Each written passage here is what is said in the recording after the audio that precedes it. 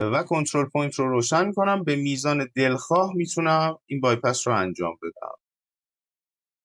خیلی با حوصله و با دقت این قوس هایی که نیاز داریم رو روی کارمون ایجاد میکنیم.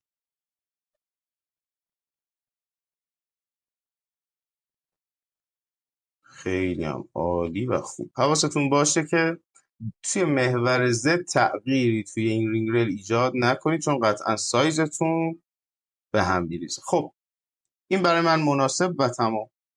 و میام کار رو روتیت میکنم. خیلی ساده توی لوکینگ داون یا گزینه تاپ باید این کار رو بچه انجام بدیم. از محور F4 از گزینه 0 و اینها رو جوین میکنیم. این شد یه دونه رینگ ریل بایپسی که ما داریم.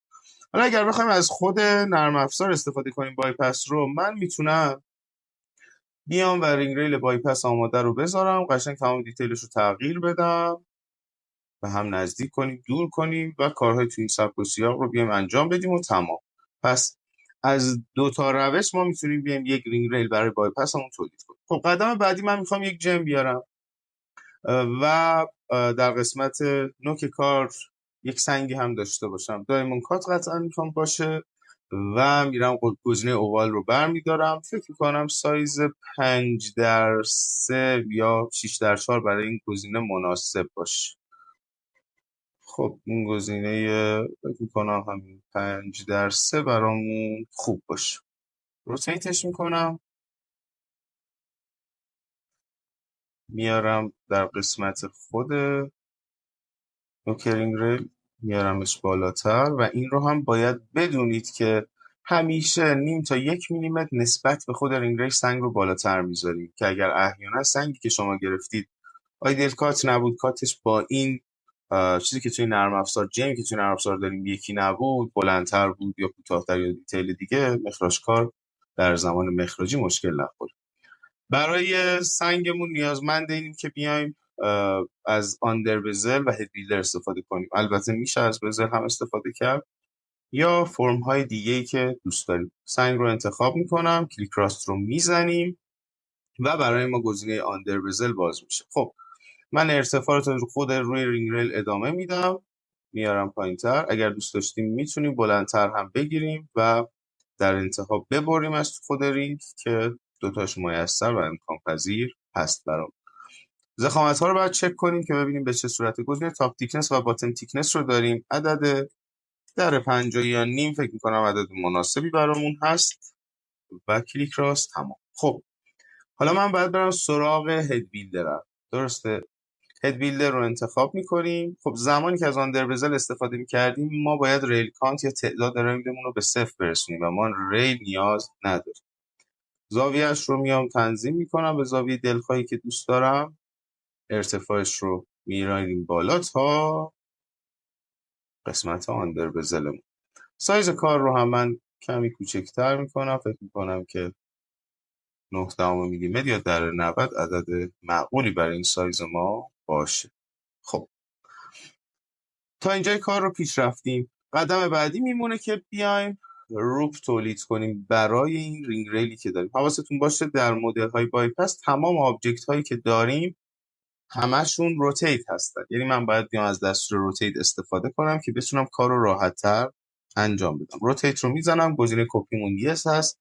از مرکز F4 شیفت رو نگه میدارم و 180 درجه روبروی کار میارم.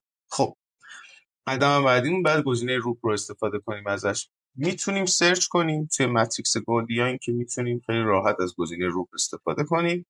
خطامون رو میگیریم. عذرخواهی میکنم قبلش باید آفست بزنیم برای خطمون. درسته؟ برای اینکه اگر من الان از روپ استفاده کنم دقیقاً خود رینگ ریل رو میاد تبدیل به روپ میکنه. پس این برای من فایده نداره. دارم نصف خود رینگم رو میگیرم، داخل خود رینگ هم میاد. برای این کار من یه آفست خیلی ساده میذارم. درسته؟ حواستون باشه هر چقدر که میخواید پهنای رینگتون رو بدید آفستتون باید نصف باشه. مثلا شما اگر دوست دارید که 1.8 باشه پهنای اون باید 9 بدید.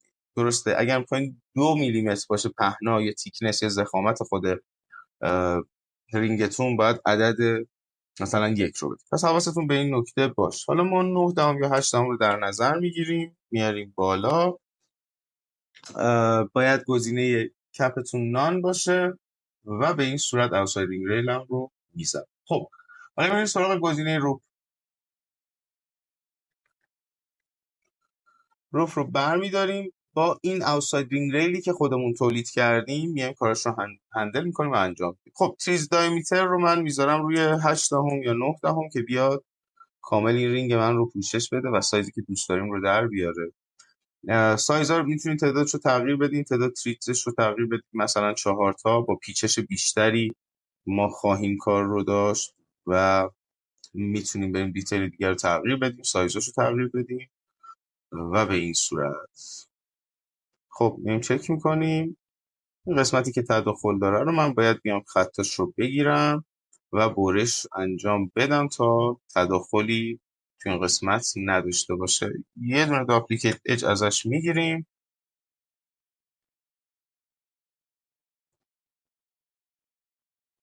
تبدیلش میکنیم به یک صفحه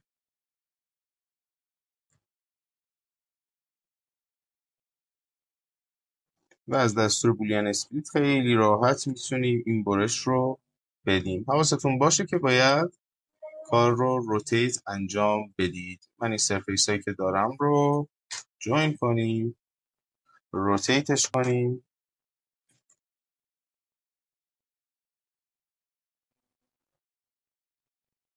دستور بولیان اسپلیت،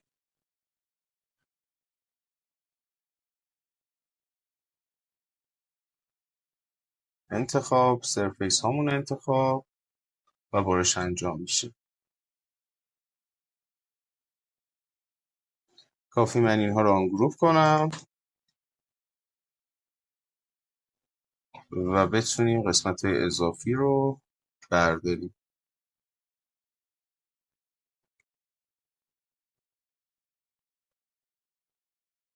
و به همین راحتی یه دونه انگشتر خیلی ساده بایپس روپ داریم که میتونید در کمتر از 10 دقیقه این انگشتر رو طراحی و تولید بکنید. متشکرم.